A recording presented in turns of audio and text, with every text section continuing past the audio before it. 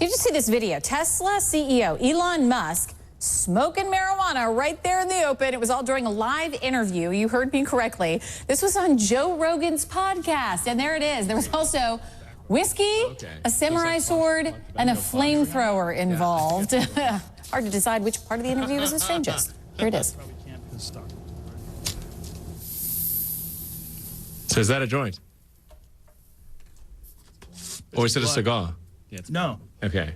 It's marijuana it's inside weed. of tobacco. Oh, okay. So it's like posh tobacco Yeah. posh. You never had that? Yeah, I think I tried one once. Come on, man. You want some of that? You probably can't because of stockholders, right? I mean, it's legal, right? It's totally legal. Okay. How does that work? Do people get upset at you if you do certain things? There's tobacco and marijuana in there.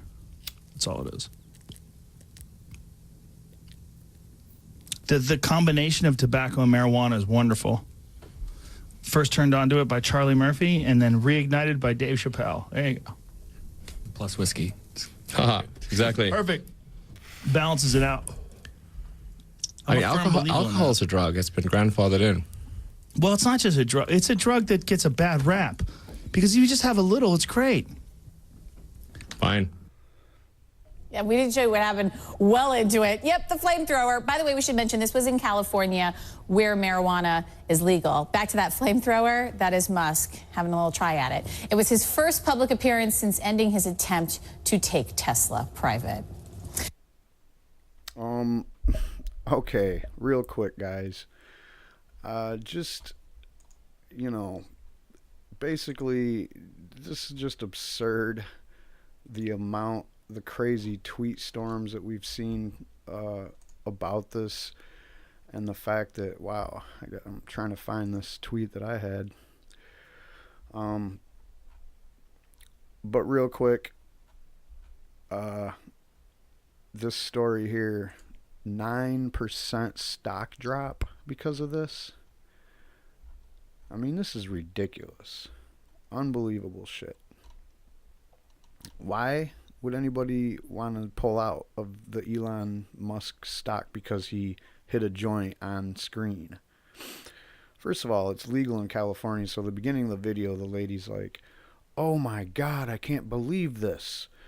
And then, you know, acting like all the other things are just stuff that you shouldn't do if you're this rich guy that's got a lot of stockholders that are caring about what he does in his personal life, I guess. I mean, I don't know what the justification is for his accountant to leave the post or for all these people to do this sell-off that they did.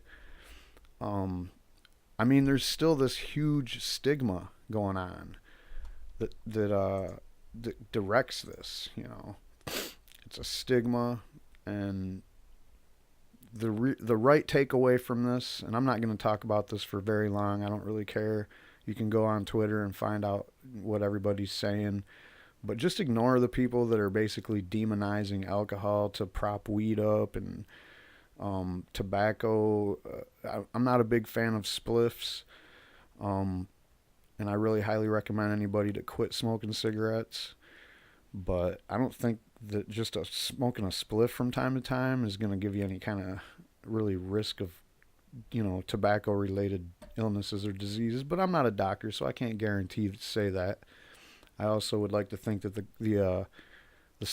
the compounds in the cannabis counter any negative effects that you would find in the tobacco. But basically, all that you need to take away from this is that, yes, marijuana is not that big of a deal. Elon Musk is one of the most successful individuals on the planet, and here he is. Like, what did he do? The first thing he said is it legal? He wasn't about to do something illegal, and he didn't do anything illegal. So, you know, these investors that did this sell-off, I don't really know what their justification is, but this is just the way it is. And then when you look into marijuana stocks that are trading on the stock exchanges, the SEC just put out a notice the other day, and I'll be doing a clip about investing in marijuana stocks right after this clip. That'll be the next clip I make.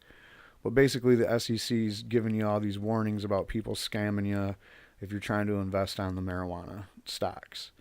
And it's like the same old story about weed that they always say.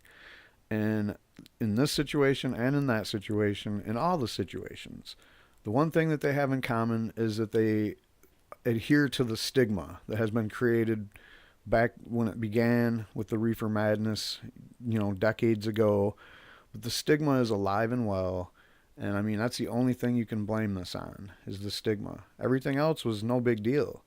Like, you got successful guys sitting around talking shit, shooting the shit on their podcast. Elon Musk comes in, hanging out. That's what they do on the Joe Rogan podcast. It's a laid back environment where people just talk to each other and have a conversation, and it's pretty popular. Elon Musk, nobody ever thought that he was making a mistake by going on the Joe Rogan podcast. And I mean, if you go on the Joe Rogan podcast, you kind of got to know what you're getting into a little bit. So this should take nobody by surprise. It shouldn't have been blown up to be a big deal, and it wouldn't have been had these people not do this sell-off. I don't think it would have been that. I mean, CNN was still going to run that, whoever that was with that video was still going to do that smarky video that they did. And again, on that video, that was my friend over at Moxnews. Subscribe to him if you want to watch mainstream media and C-SPAN videos without the commercials or without giving them the credit on their shitty YouTube channels for basically trying to take over YouTube with commercial content. Well, Mike over at Moxnews has been putting clips up for you for a long time, so go give that a look. And that's all I got on this. Peace out.